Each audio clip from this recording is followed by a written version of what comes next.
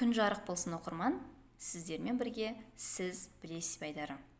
Бүгін біз тілімізде қате қолданыста жүрген кейбір сөздердің дұрыс баламасына тоқталатын боламыз.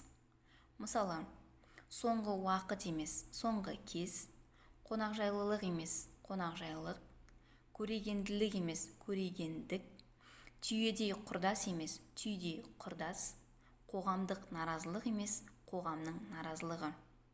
Құттықтау сөзді жиналыста сөйлейтін боламыз емес, жиналыста сөйлейміз. Бүгін жарыста бағымды сынаймын емес, бақ сынаймын.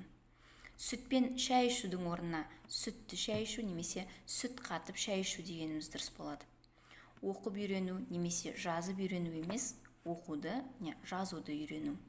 Ой бостандығы немесе сөз бостандығы емес, ой еркіндігі не сөз еркіндігі. Өз ана тілімізде таза сөйлейік.